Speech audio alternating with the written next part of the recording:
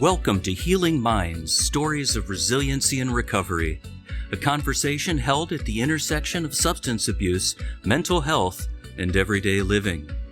Your hosts, Mark Regala and Justin Wolf, bring both professional expertise and personal understanding to the table. So welcome to the conversation. Let's dive in. Back to Healing Minds, Stories of Resiliency and Recovery. And I'm joined here, as always, with my co-host, Mark Regala, and his friend, Ted, who is going to share some great insight here with us this evening. And so, Mark, Ted, how are you guys doing this evening? Fantastic. I'm doing awesome. Mental Health Awareness Month, end of May approaching, getting ready for the summer months. Couldn't be happier and better. Yeah. We know that's what keeps you in the gym all day, every day, Mark. Those summer months coming. So the cut is on. That's all I can tell you. That's it. That's it. No more croutons. Get those out of that salad, man. Croutons. It's on a Kanye West workout plan. Here we go. Yeah, you got it.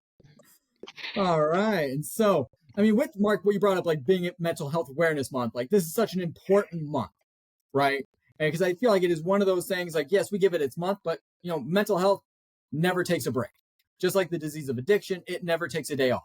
And so it's something that is always there and always really needing our full undivided attention to really help promote healing of what it is that we're carrying with us, as well as to spread awareness to combat that stigma attached with mental illness.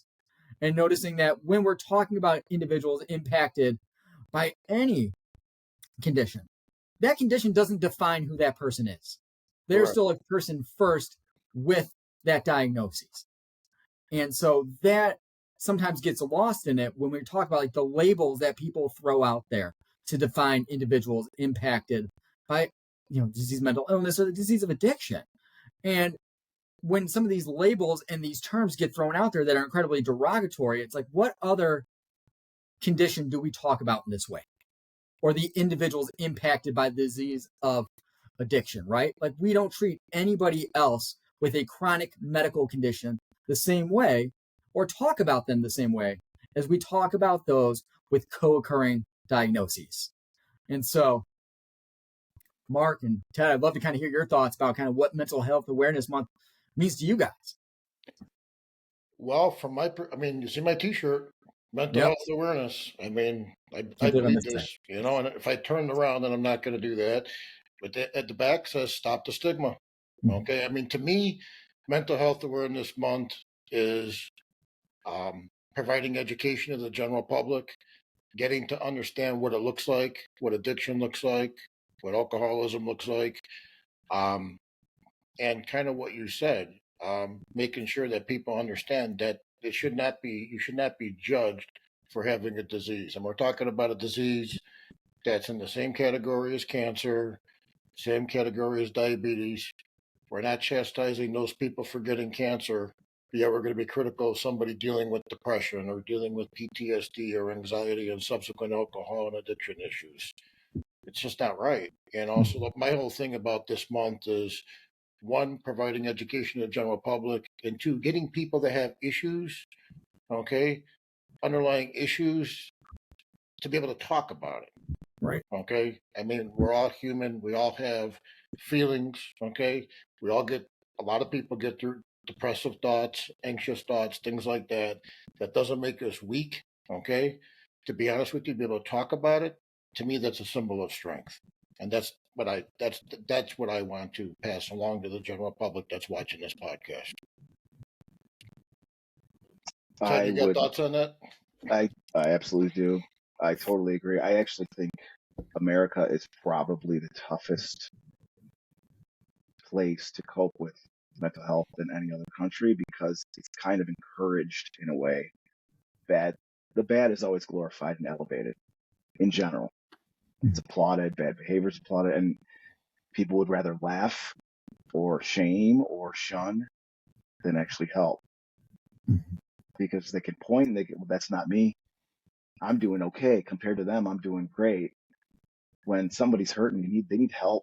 And it's either fine with medication or pretend like it's not going on. or social media. I think there's a lot of things in our culture that actually exacerbate it in general, like depression and obsessive patterns and all kinds of things more than ever, and especially since COVID. I know you guys have seen it. There's just, things have really changed. Like we haven't bounced. It's not the same world anymore since the lockdowns. Very true. Very true. I mean, and I think when you kind of highlight, just the impact on COVID, you look at the anxiety rates across our country and you look at the suicide attempts and the suicide completions. I mean, it's horrific. It just screams people are hurting. And it kind of echoes exactly what you were saying, Mark, where it's like speaking about it is power, and also kind of learning that I need to accept internally what's going on with me. And it's not a character flaw. I need to figure out how I can accept all of me in order to be able to support myself and show up for myself on my darkest days, just like I would show up for a good friend I really care about, and really carrying that same compassion for ourselves. Because what I've seen from people in the rooms and just, people that I've had the opportunity to kind of work with, as I'm sure you guys have all seen, it's like there's just so much compassion for other people's pain, hurt, and suffering to want to show up and alleviate that from them. And that dedication, that commitment. And then it's like, well, what about me? Why can't I show up for myself that same way I want to show up for everybody else? Right. And there's that stigma, that self-judgment, that internalized stigma that kind of gets put in there that interferes. And it's like, you know what? Like, I'm having a bad day. What do I need to do to take care of myself on these bad days? Do I need to step aside? Do I need to give myself, some space and some time, and kind of say it's okay to kind of step away and give yourself some time? Because I feel like you're talking about, Ted, earlier about like, just America and the culture and that kind of push. And like, I don't know about you guys, but I've always felt like it's just kind of this push to go, go, go, strive, succeed. Doesn't matter how you get there. You're just going to kind of have to like plow your way through. Yeah. But there's a huge cost that comes with that. Totally agree. And the bad behavior is celebrated. Mm-hmm. And I think that's one of the biggest. And I know that from being a musician. Yeah. Everyone wants you to fulfill a role.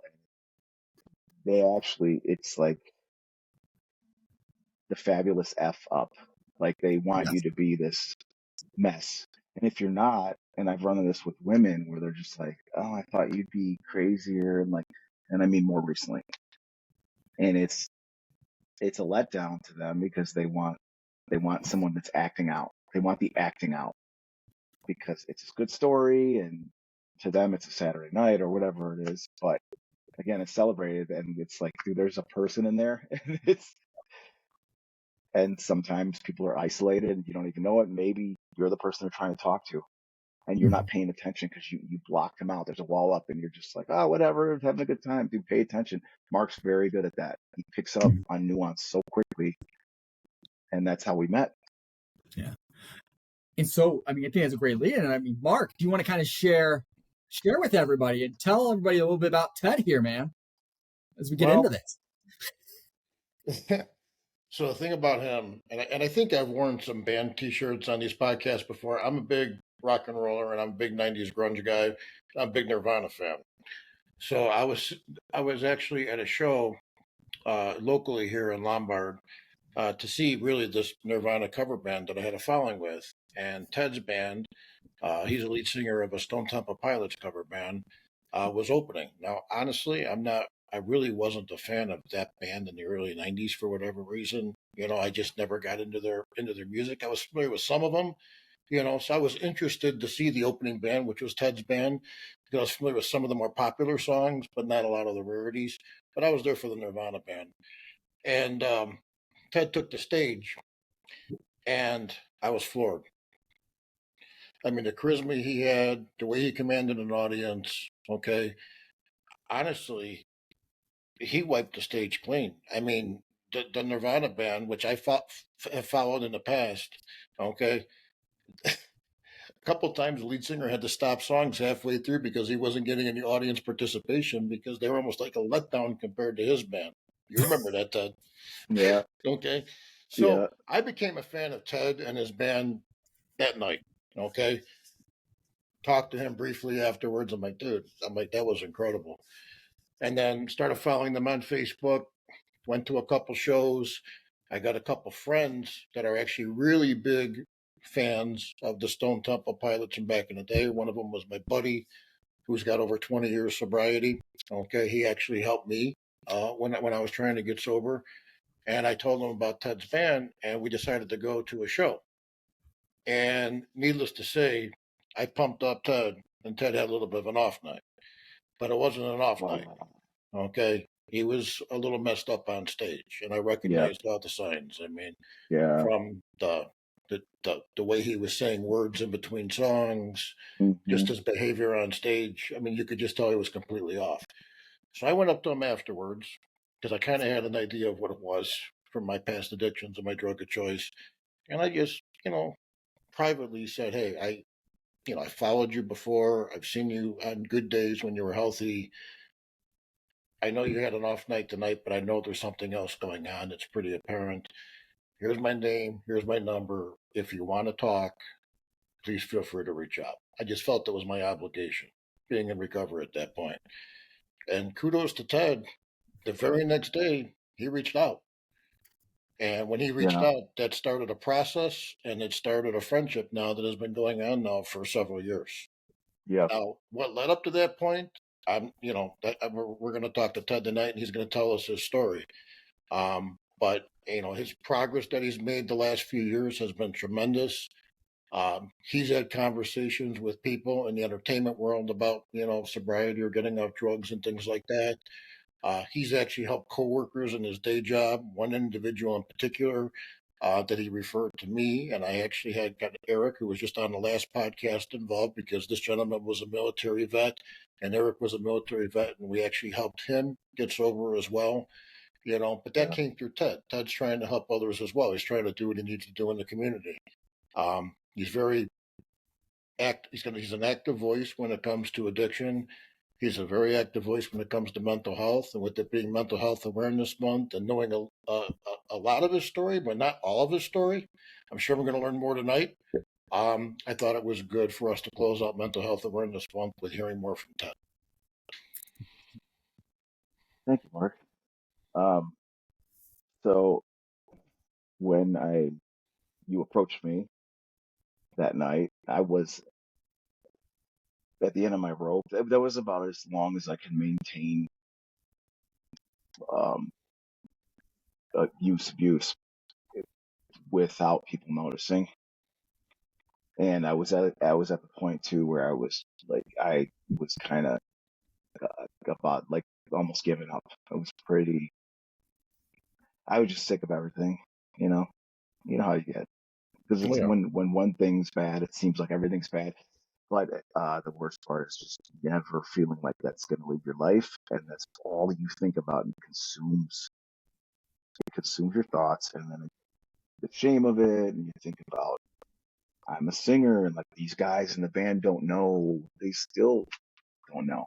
Some of them, I mean, I've mentioned it, but they didn't know, and there was bouts I had of that, and over the years playing with those guys, I went to an addiction therapist at one point, and that ended badly as well. Um, a lot of the times, being a musician, people encourage the bad behavior, or they give you a pass, like a free. It's yeah, like it's okay when he does it. Hey, Right. look who it is, or like I'd be invited to parties and stuff, and they want you. Hey, I bet he does. Hey, you got any coke? You got any all that? And it's like, no, man. I thought you invited me because we're friends or whatever. And it's just the stuff gets pushed on you all the time, and um, and it seemed like whenever I sought help, it became the opposite. Even down to I went to a therapist, and it was downtown, very reputable, and she was psychologist of the year a few years ago. And then we ended up messing around together, getting involved, and she would say, "Can you get me some drugs? It's okay to do it with me. I'm your therapist. It's fine." And then it took me a minute to recognize what was going on, and I'm like, man, first off, I'm not qualified to deal with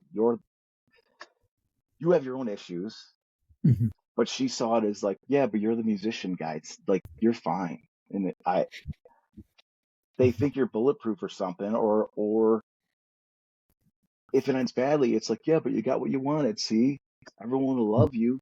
You're gonna pass away, and everybody's gonna love you, and you're gonna look young forever. And it's like, it's horrible. It's horrible. So Mark was probably the last and only person to actually reach out to me, Mm. like, and actually offer to help me. Usually, I've always been that way. I'll offer to help anyone, and because it calms the chatter in my own head, or the guilt, or the shame. If I can Mhm. keep helping them, I can absolve myself. So, but Mark was the first one, and that's probably honestly the reason I called you right away. I was like, holy shit, sorry me. I was like, oh my God, maybe somebody does care. Maybe I can. Mhm. Maybe this is an angel reaching out, and I actually got a chance, because until then, anyone that was around me that picked up on that, they just disappeared. No Yeah. one tried to help. They even people, family members and friends that I've known for years and been through, just goodbye. I'm like, that's it. That's it. That's all it took. You throw in the towel. Like, wow. But anyway, so Mark helped, and I follow that example. If I see it, if someone's struggling, I'm gonna help. I can't. You have to answer the call. So that's the way I feel about it, at least. No. Yeah. But I mean, the thing is, Todd, like, and we had some conversations about this early on. It's like, in my opinion, the addiction is a symptom of an underlying issue. Okay. And typically it's an underlying issue of, some form of mental health. Okay. Whether you were Hmm. diagnosed or not diagnosed, at the time when you were going through the addiction, there's something going on there. It could be, anxiety, depression, maybe some childhood trauma, PTSD, or what have you. When you work with a therapist, was there a mental health diagnosis? Okay, or you want to kind of talk through that, or did you Yeah. not recognize that you had a mental health Mhm. diagnosis until you were in addiction? Because that's what happened to me. I didn't even talk to a therapist until I was so far in the weeds of my addiction, and then they say, well, you got PTSD and you got general anxiety disorder, a major depressive disorder. I'm like, holy crap. I didn't even recognize those signs because, again, I had ignorance when it came to Mhm. mental health awareness. Yeah. Yeah. Anxiety was always an issue for me, which is why I started drinking drugs in the first place. Like when I was a kid, I was like a shoegazer. Like I was so quiet, and I'd stare at my feet. And then drinking and drugs, I could actually come out of my shell, and it could give me an opportunity to talk to women. And then it becomes a crutch.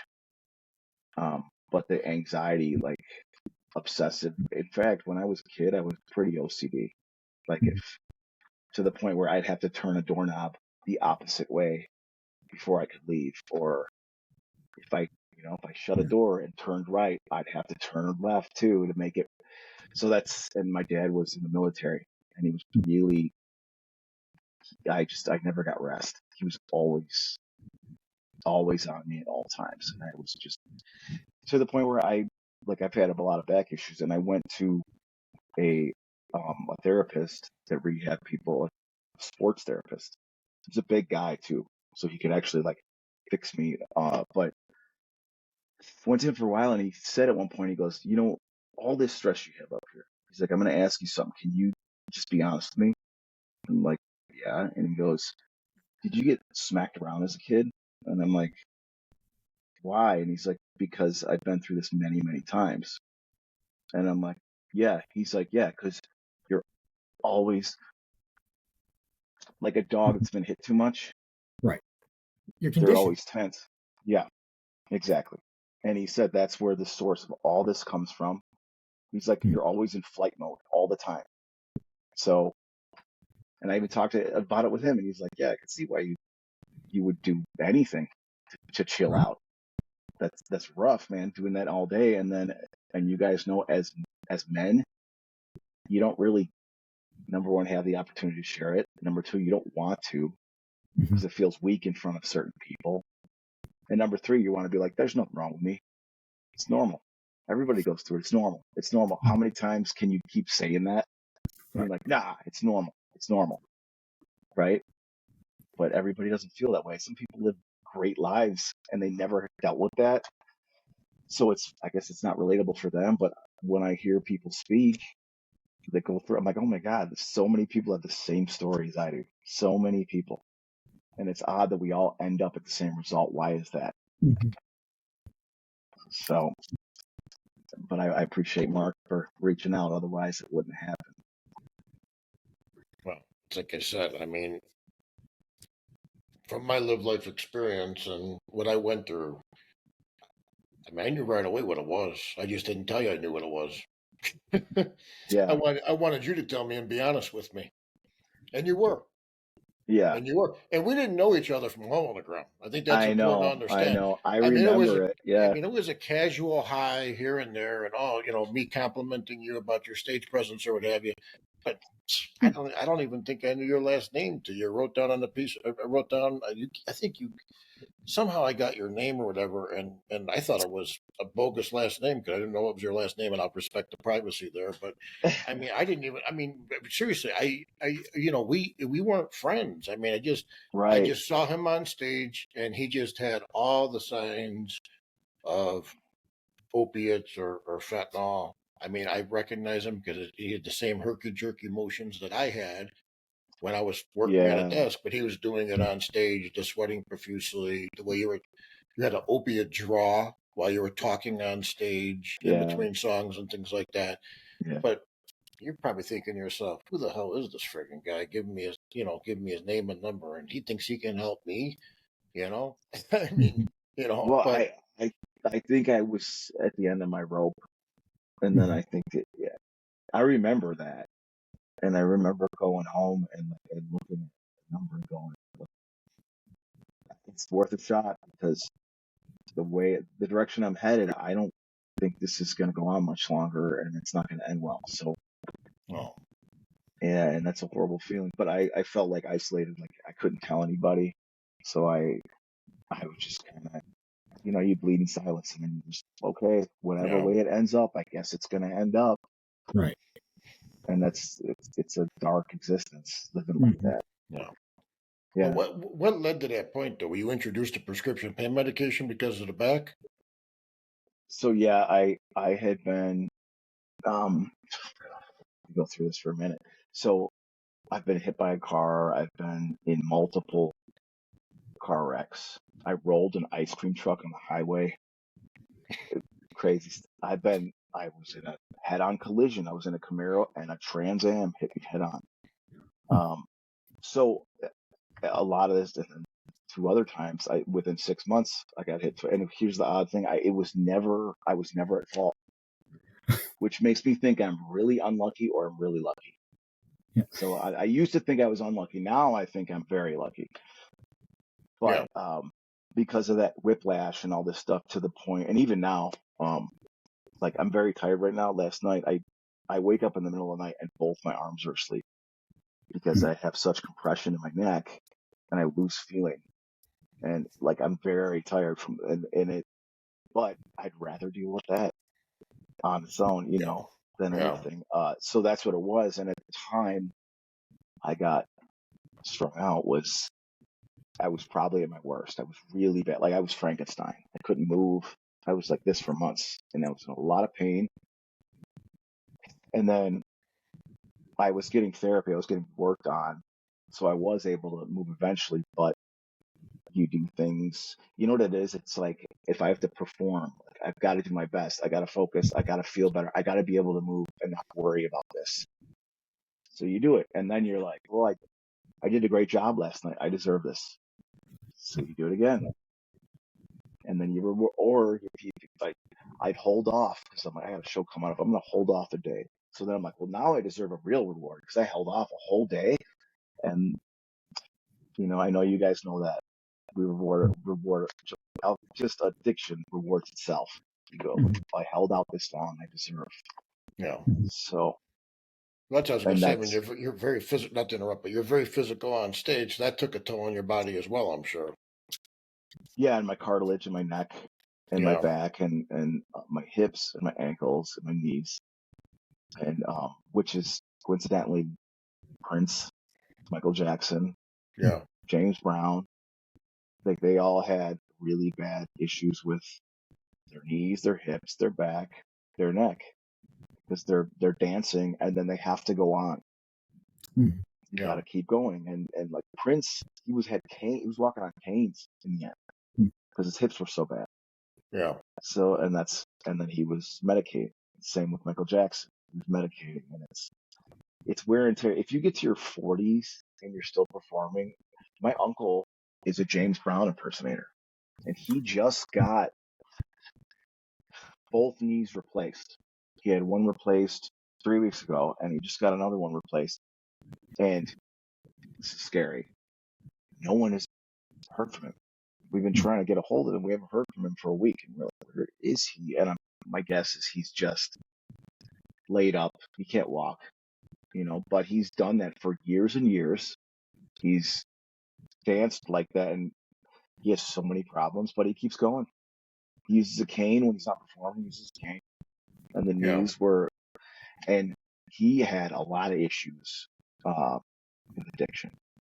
He grew up during the crack epidemic, and he had a ton of stuff. And when I was going through that, he was the one person that from my family that I told, and he is married in my family. He's black. He's not white. If he's going to be the brown person, that would be a little weird.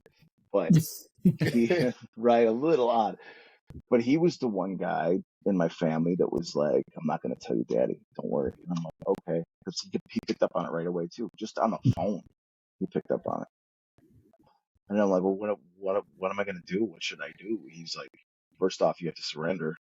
He's like, if you think you're going to fucking throw haymakers and get through this, it ain't going to work. Like, Exactly. well, so, and he said, you need to put your fate in a higher power. He's like, I don't care what that is. He's like, but find out what that is and just hand over your fate and trust, because it's going to be a rough ride. And he was real honest. He's like, oh, it's going to suck. He's like, I'm glad I'm not you. He's like, it's going to suck. He's like, but I did it. And I'm glad I did it. I wouldn't be here otherwise. So it was, geez, Mark, you and my uncle were the only two that approached me. And the only two that approached me also kept it hush hush, Well, which yeah, is but again, really cool. but also think about it too. We also, had our live life experiences and our battles. Don't you think it's kind of coincidental? It's not coincidental. Don't you think it's I mean, he recognized it with the conversation over the phone, and I recognized it from Yeah. the audience when you're on stage because we Yeah. both were in it, Right. And Right. I always tell the story. I mean, I was just telling the story this week to somebody. I mean, I had a lot of ups and downs. I had multiple visits to treatment, multiple visits to psychiatric care. I always say I made it so much harder than it needed to be, okay, because of ego and things like that. But the one time I got it, and it was one and done, was when some dude spoke that had a 17-year battle with heroin, and he got himself clean and was living a life of recovery. And he spoke in a language and was saying things that totally made sense, that were relatable, because it was what I was going through. And once I heard that man speak, to me, he had street cred, school of hard Yeah. knocks, whatever you want to call it. Whatever that dude told me to do, I did, because he knew how to get out of it. But it's the same thing. Like, I mean, you said you work with, addiction therapists, so forth like that, and you couldn't beat it. I've But been to the dude, meetings multiple times. yeah, Um, and so throughout all that stuff, another thing I realized was like, women were a part of it for me too. And I don't think that's acknowledged a lot. Like for me, drugs and alcohol and women were honestly the same thing. Yeah. And even with women, it became like an addictive conquest. And like I don't know if you guys can relate to this, but just self-esteem issues when you just feel so down. I remember I'd pursue women and I would finally, meet this conquest, and then I would lose respect for them for being with someone like me. Mhm. And I'm like, I can't be with you because you would be with a piece of garbage like me. Like, I don't respect you now. And like, that's the mentality. You're so messed up. You're so lost. If you look Right. in the mirror, and like, if I look in the mirror now and said that, I'd break out, like, I'd start laughing because it's just such a Yeah. ridiculous thing to think. But I really felt that way at the time. Yeah. So mental health, exactly that Mhm. same thing. But if Yeah. you never mention it Mhm. and no one ever says anything to you, like, people walk through, they're fighting silent wars all day and you never know. And Ted, I Well, like the fact that you kind of brought up like those three together, right? Because it's like they're all driven at escape. Like I just want to get away from me, it's a and whatever self-medication. Yeah. avenue Yeah. I got to take, I'm going to take one of these three. And then when it's over, it's over. And now this fantasy, this escape is no longer the escape. I'm here back in reality, and this is not where I want to be. So it makes sense that, hey, those women that you were with, like that, it was really about, hey, what were they doing for you in that moment? Because it's almost like it ends when the conquest is made, as you were putting it. It did. And then also, because it's a shallow thing, when it ends, you just want to be away from it and forget about it. So I threw away some really good girls that didn't deserve that, to the Yeah. point where I've called women back I dated years ago, and more than one, a few. And the response is always the same. Like, I knew you were going through something. I tried to help, but you're stubborn and you're on your path. So, and they're like, don't worry about it. Everyone said that. I never had a woman, and I've called a good handful. I never had a woman say, like, I hate you. None of that. They were like, I could see you were going through stuff, and I did what I could. I'm not qualified. I don't know what to do, but you were on your path, and nothing was going to stop you. So, and that's unfortunate, but that's nice to hear from, like, because they saw it. They saw the sickness. And And if you so, think about it, I'm sorry, Justin. If you think no, you're about cool. what you're doing there, and I don't even know if you realize what you're doing, but you're making amends, which is one of the steps in AA, Yeah. Yeah, right? yeah, Which is what yeah, you need to do to heal Mhm. yeah, and to move forward. yeah. I actually had a girl ask me that, like, do you feel guilty? Are you calling to alleviate your guilt? And I'm like, no, I'm calling you because it's the right thing to do. Because I Yep. did the Yeah. wrong, like, I don't care. You can hate me. It's not going to alleviate my guilt at all. I'm doing it because it's the way I behaved was wrong. The things I did were wrong. And like, now that I'm clear headed, I'm embarrassed of that person that I don't even recognize anymore, by the way.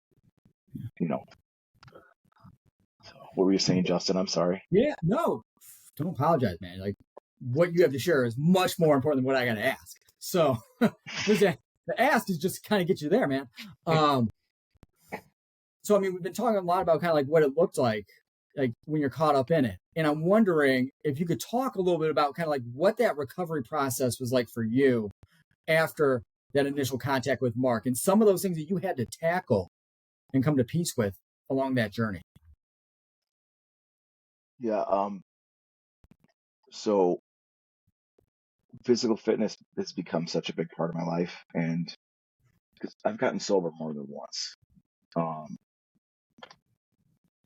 the I would say first time I got sober, because I really got sober, I hadn't been sober since I was probably 12 years old, and then um, I was like 35, I think, and I was a mess. I was hurt, and I was taking pain meds and a number of things just to get through the day. And I was working. I was working downtown. I was working at a grocery store downtown, like a high-end grocery store downtown.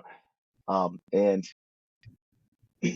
this guy would come in all the time, and he was a professional bodybuilder, Mr. Universe contestant.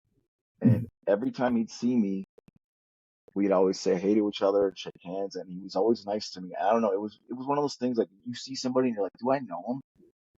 Do I know them? I never knew him. In fact, he was from the Middle East. He was from Iran, and like, he had a thick accent. I'm like, I don't know him, but I feel like I know him.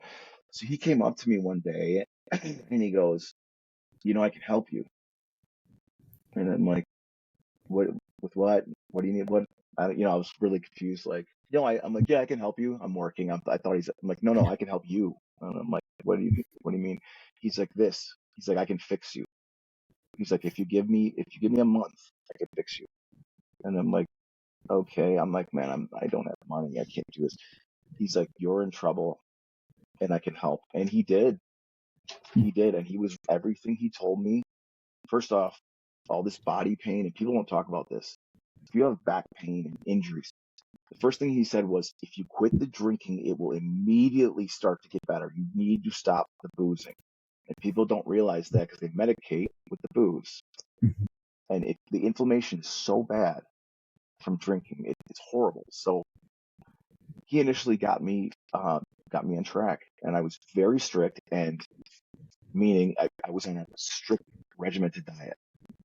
I would eat every 2.5 hours, and it was skinless, boneless chicken breast, white rice, egg whites.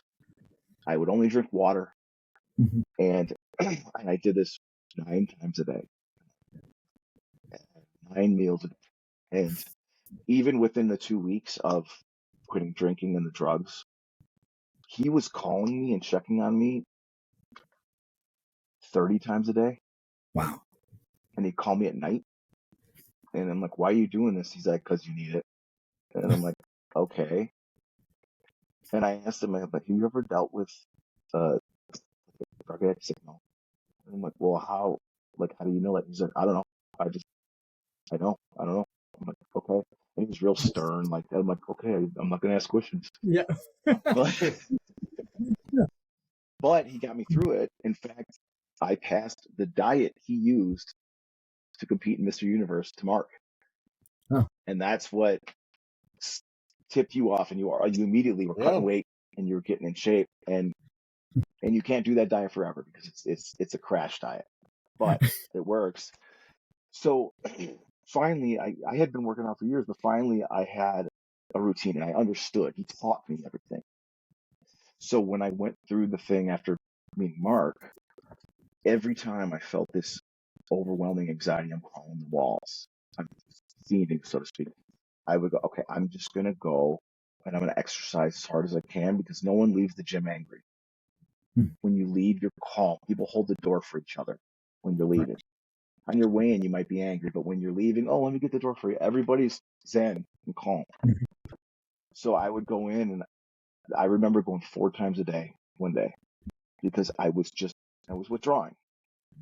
But I could not sit still, and I'm bouncing off the walls, and my thoughts are going, and I'm telling myself, choke those thoughts out, just choke them out. It's not real, choke it out. And I couldn't handle it. So I would go and I'd run for an hour and a half, and it was awful. I remember getting sick because you're sick anyway, you get the sweats. But I do think it escalated the withdrawal as well. It got it out of my system faster. So my cells could rejuvenate, things could restart. And Mark was with me the whole way. He was checking on me every day.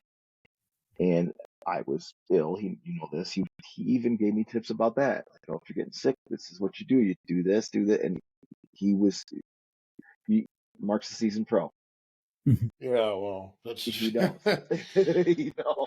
I've been through them so many friggin' times in my life. I knew how to deal with them. Yeah. It's pretty sad, but it's true. Yeah. But now you're helping others. And so after I'm cleaned up, I end up working for an electrician and a guy on the crew. He's a young guy, and the boss's wife was telling me about this thing. And he's always just got to go to the bathroom, gone for 45 minutes. Got to do this, got to do that. Oh, he's late again. Oh, he just didn't show up. And then when he shows up, can I get an advance on my check? All these things. And she brought it up to me, and I'm like, yeah, I mean, you probably know what that is already. She said, I suspected. I don't want to believe he's such a nice kid. Well, I mean, you're going to believe it when he steals from you, because he's going to. I mean, you're handing him over thousands of dollars in tools that he can go to a pawn shop and sell in 5 minutes. It's going to happen. So, and I don't know if he ever had that opportunity. I think he just didn't show. He just stopped showing up. But he was. Mark knows a little better than me at this point, but he was a veteran, and I remember speaking to him, and I was asking him, like, what is it sleep. And apparently, just being overseas and fighting in the war, he just didn't want to think anymore.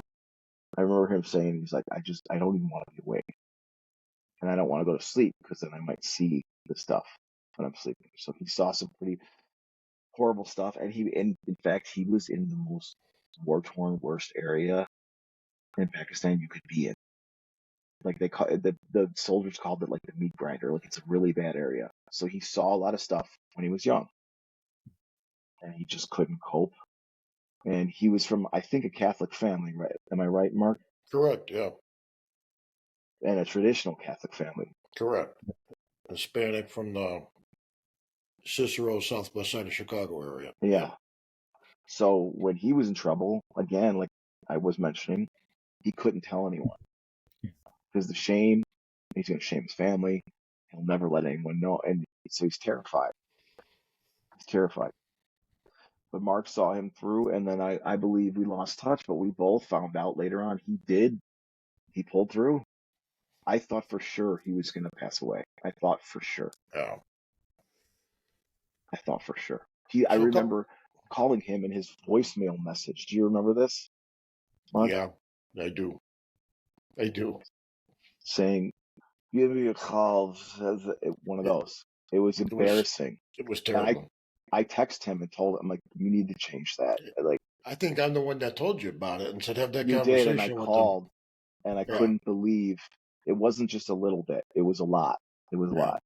Yeah. But he pulled through by the grace of God. That's great to hear. Yeah. But just a couple of things here I want to point out. Okay, so we've talked about this in previous podcasts. So I want to bring this up again. We talked about physical fitness. Okay. I mean, as much as I motivated Ted from a sobriety perspective, he's motivated me on the physical fitness side. Okay. We talk about diet. I mean, that diet is a lot of it's chicken, veggies, rice, olive oil. I mean, kind of what we talked about, Justin, eating clean, right? And chicken and brown rice and some broccoli. I got you. Yeah. But it helps from a physicality perspective, like with your body. But I don't think Ted knew this when he was doing it. But a lot of the food he was putting in his body is helping his brain chemistry too. Okay, we talk about the diet. And then we start talking about this living life of service thing. And this particular gentleman and this is how this becomes a community, if you will. Okay. Because Ted did refer me to that gentleman. And I know addiction really well. I know alcoholism really well. I have a PTSD diagnosis, but what I cannot relate to is fighting overseas. I don't have a military background. Me neither. And this was way above my head because this particular gentleman would call me at 3:00 in the morning under his kitchen table screaming because an airplane was landing at Midway Airport. And he was getting flashbacks to Afghanistan, not Pakistan. I don't know. I think you said Pakistan, but he was Afghanistan. My apologies. He was in Afghanistan. So I knew this was way above my head. I mean, I could talk about heroin, opiates, all that stuff all day. I reached out to Eric, who's our 3-time guest on our podcast, who's a vet. And I said, Eric, here's the situation, and he's like, I got it. Eric drove to his home, picked him up, got him to the VA, okay, and got him the help that he needed early on. Now, it was a process, but Eric was involved. I was involved. Ted was involved very early, okay? And we got this kid, I mean, I will call him a kid because he's still very young, rehabilitated. He's a friend of mine on Facebook. We touch base on Messenger every now and then, but yeah, he's doing really, really well. And I agree. I mean, there's some miraculous recoveries that you see. He's one of them. Honestly, the man we're talking to right now is one of them too, because he was in pretty bad shape too, just like I am. So it goes back to what I've said before. If there's a pulse, there's hope. It's never too late. Okay. Yeah. And sometimes you just have to have that source of inspiration. You just have to have hope and inspiration early on. And I think, by Ted getting involved with this gentleman, by me reaching out to Ted, by that gentleman speaking to me in the hospital. I mean, you see patterns there. Right. And those patterns are people that have those live life experiences, Yeah. that know what it's like to get out of it, that's living that life of service. It's hard to explain. It's just a language. It's almost like it's like a street language. I mean, you can tell when somebody has Yeah. patterns. I mean, I can't comprehend it. I mean, I can talk to somebody and I can tell right off the bat, if they've dealt with drugs or alcohol, specifically the It's drug side. amazing, isn't it? That amazes me over and over. Yeah. And the people that will be open with you that you just met, because they just know.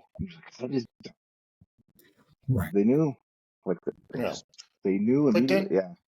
But then let's also talk about the spirituality thing. Okay. I mean, seriously, I think we need to bring this up. Yeah. At 35 years old, you got some dude coming up to you that doesn't know you're from a hole in the ground, recognizes the signs, but doesn't work with the addicts or what have you, stays on you, gets you involved in the gym, and gives you this diet to follow. Yeah. Right? Yeah. You fast forward what? 5 years? You're about 40 years old, I think it was, when went through this. Okay. Yeah. I don't know you from a hole in the ground, but I'm a fan of your band. I Yeah. recognize all the fragrance symptoms. I walk up to you, tell you I think I can help you, but you know what? You accepted the help from him, and you accepted the help from me. If you don't think that's a God thing or a higher power thing, I don't know. I don't know what to say. I mean, that's I think amazing it if you is. think Yeah. about it. Yeah. I don't think there's coincidences. And you mentioned the higher power thing. I think the gentleman, the veteran we were just talking about, I believe that's what happened to him. He got involved in the church, right? He got very involved in the Catholic Church. Yes. Yeah. Sometimes it's too big for human hands to handle. So for me, that's the same way. I particularly remember years back, I was at a really low point, and I'm in the basement in my underwear. I'm sitting on the floor doing drugs, and I remember breaking down. I was like, God, just end it, please. Just either kill me or send me something, but I don't care anymore. I don't want to live. And I remember saying, okay, you win. I'm not as tough as I thought. I surrender. I'm not so tough. And you were right. Because before that, I had denounced God, and I'm like, oh, whatever, I don't care. But I remember that moment, like looking around, like this is what I've become now. It's so sad. It's sad. Right. But I think that we are given. People are put in our path for a reason over and over. It's just we have to choose to notice, and it's very hard to do when you're distracted with substance, with pain, with suffering, with mental health. It's very hard to notice. And then once you got, cleaned up, and then I started following you more for a couple of reasons. One, again, I was a fan, and two, make sure you were, it was kind of like your sober companion there, and so forth, right? Mm-hmm. I remember this is how this never goes away. I'm watching Ted perform. I want to say it was in Downers Grove. No, it was in Naperville. It was actually in Naperville. And he's got his corral there and all that stuff. And, just a dude sitting like a table away from me. And I think Ted real briefly introduced me to this gentleman. And I don't know, you were probably sober for, it was definitely less than a year, maybe 8, 9 months, 6 to 9 months. I don't even remember exactly what it was. And you briefly introduced me to this gentleman. I shook hands with this gentleman. And that was about the extent of it as far as my interaction goes with them. And then I want to say 2 days later, 3 days later, you called me all distraught because that gentleman ended up taking his own life. Remember that? Yeah. Oh, dude. Yeah. Yeah. I mean, that was really bad, man. Yeah. And I kept telling you, don't let this be a setback. Oh yeah, dude. Focus on your recovery. I remember being like, now? Are you kidding? Now? Yeah. Like I'm almost there. Not yeah. And that still crushes me thinking about that. I remember too. I went to the funeral, and I was calling. I It didn't, was, I didn't know him, so I didn't go to any of the services. But I knew you were going to the services, and I was calling you on your way, and when you're yeah, on your way man. home from the services, making sure you're not stopping anywhere. No, you know what kept me in, like, I met his mother, and she just smiled at me and hugged me and kissed me. And she's like, my son had a lot of fun coming to your shows, and he spoke good about you, and you were good to my son. So thanks for coming. I'm so glad you're here. Like, she was so, like, centered. Like, she was the strength of the whole family. You could tell. And it was like, and I'm like, okay, I'm gonna stay on track for this lady. Yeah, When I left, yeah, yeah, it was impressive to see her hold that whole family together. yeah. I couldn't believe it. I'm like, this lady should be in pieces right now. Well, it's like, where does that strength come from? When you think about kind of just like the strength and the ability to like persevere through so many of these obstacles that like life throws at you. I mean, she found a Yeah, way to navigate it, just like Mark has in his path, just like you have as well, Ted. yeah, And I think one of those biggest things we talk about, like, not just living that life of service, but living a life of recovery. Like, it's attaching to something bigger than ourselves, right? That kind of like Mark's spoken hmm about this, like that inspiration. What kind of instills that sense of hope in us? And I'm wondering, like, Ted, for you, what was that kind of like kept you driving and moving forward on those days that you might not have felt like it, or these obstacles showed it? Um, honestly, a lot of it's shame. Like, I don't want to shame my family, my parents, and really, when I look at things, I go, man, I put in all this hard work, and once the happiest time of my life to that point had been that year and a half, 2 years I was sober, and I couldn't believe the leaps and bounds. Like, everything had gotten better, everything, opportunity, everything, and it's just simply like, just the like attracts like, and like I said, things show up in your path. If you're living the righteous life, you get the righteous promises. It shows up, and you don't even have to believe in God for that to be real. It's just, what do they say? Garbage in, garbage out. If you're Yeah. putting the nasty stuff in, nasty stuff is outward. It's around you, and I believe it's evil. Like, I actually think, like fentanyl specifically, I think it's evil. I think it's pure evil, and when you see it on a spiritual level, I don't know why. For me, it's easier to digest, and I don't know, because everyone, it seems like nowadays too, in America especially, everything is like, trust the experts, the science, break it down to this most rigid, sterile thing. And I think we've lost so much of that connection with the divine, or whatever it is. It doesn't have to be God or anything. Like, it's just, we're not we're not as soulful as we used to be. America used to have this like soul about it, and we're so divided now. It I could see how people feel so alone. It's like computers, Yeah. phones.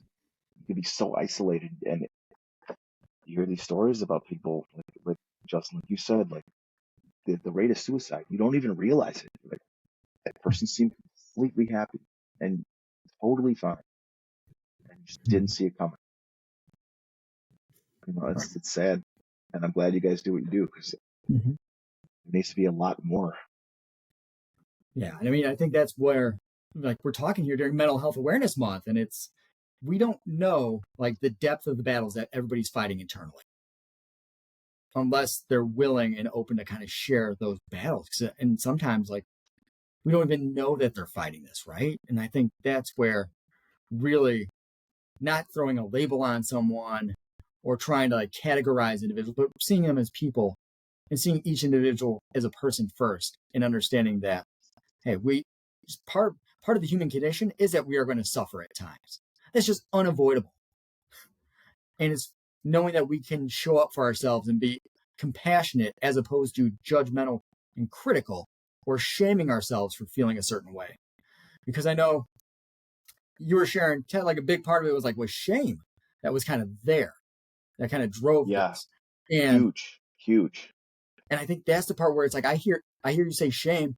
And I think that's kind of like, that's like attached with like the past, right? The way I showed up, the things I did, people I burned, like all those things. And what I hear you saying when you're like, well, it was shame, I don't want to do this. It's like, I feel like you really found like a respect and a desire to really treat yourself in a very understanding and like value driven way, in the sense of like, I really care about myself and the outcome of this story now. And I want to make sure the taste I leave in people's mouth is a good one. And they're not, like, oh my God, here comes that dude again. I want nothing to do with him. Let him just keep walking. Please don't make eye contact. And now it's like, look at what you've been able to kind of bring into this world and the impact you're having on other people's lives and the impact that has on you, right? Yeah. I mean, by creating meaning, it's like giving these gifts a way to kind of share with other people. And that's a very fulfilling experience. Absolutely. I totally agree. Yeah. You start having a higher standard because you respect yourself. Yeah. And that's exactly, become the man you desire, then give them away to the world. And that's, I think, part of the thing with exercise. Like for me, like exercise it's meditative in a lot of ways.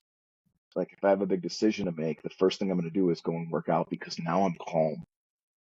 Or if stress is getting too much and I feel like I need to drink, I would do a little bit of this. I would do a little bit of that. I'm like, okay, this is the time. It's the bell's ringing. Go to the gym. Go.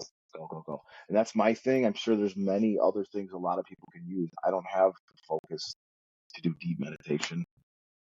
I used to at one point, but I'm just not there right now. I want to get there again, but whatever gets you through the night. Right.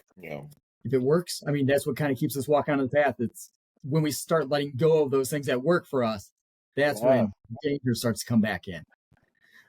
And so, Mark and Ted, I feel like this has been an incredible conversation that we've been having to share. And Mark, you did not disappoint with your guests. So thank you for inviting Ted to join us this evening and kind of share his story and your guys' journey that you kind of walked together there at points. Thank you both. And thank you, Justin. Thanks for hosting. Justin, my nickname for you, Justin, is Hollywood. My nickname for Ted is Showbiz.